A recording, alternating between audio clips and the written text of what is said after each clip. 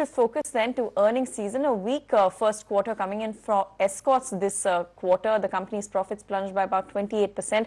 Margins also saw contraction in the quarter gone by, coming in at that below 10% mark, so 9.8% versus a comparable figure of about 12.2%. This, of course, on a year-on-year basis. Now, apart from that, in addition to the kind of slowdown that we're seeing in the auto space, the drop in construction activity has also impacted the top line for Escorts. To help us understand all that went on in the quarter gone by, Bharat Madan, Group Financial Controller of Escorts, is joining in. Welcome to the show, Mr. Madan. Good to have you on.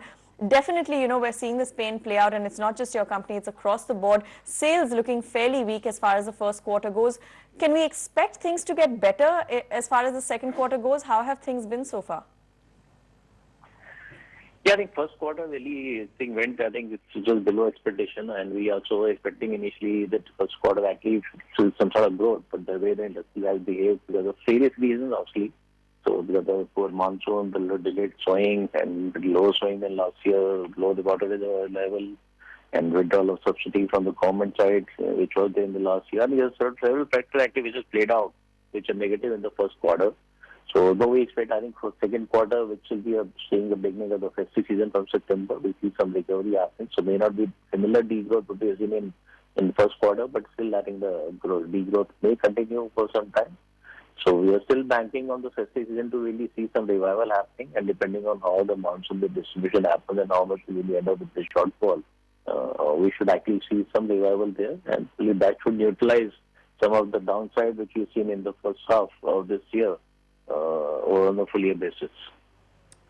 All right. I want to ask you about the slowdown that we're seeing in construction activity and capex also, because this is a big concern even from a macro point of view for the economy. To what would you attribute this kind of slowdown that we're seeing at the moment? How much of this is being aggravated by, of course, the liquidity crunch that customers are facing, and how much of it is something else, cyclical, systemic slowdown?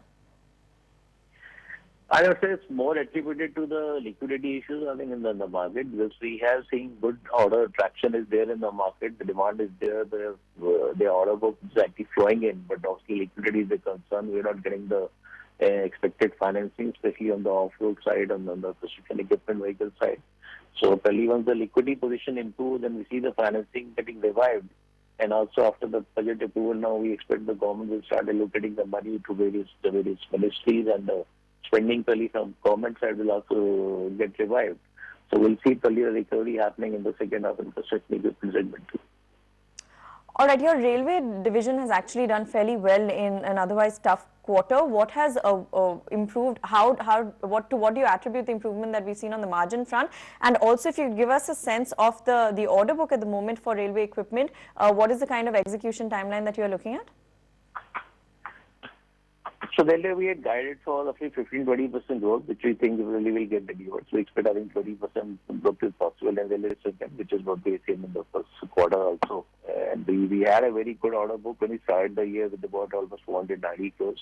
And though the current order book has slightly gone down to about 400 crores because of the elections and the budget getting approved now. I think, again, it's the same story as in construction. I think once you got an allocation of budgets to the railway ministry, a lot of tendering has happened, so the order book really will start flowing in now from September onwards.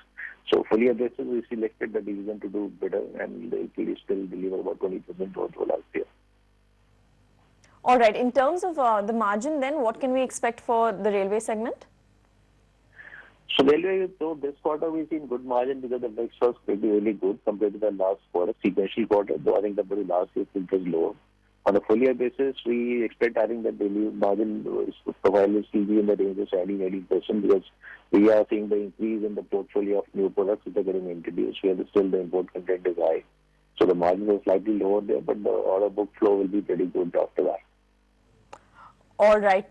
What would be the plan on the capex front? Would you be undertaking any capex at this point? Yeah, so capex is actually ongoing even in the tractor division. So, for example, we are expanding capacity now. So, last year we had started that phase and a lot of products are already in place.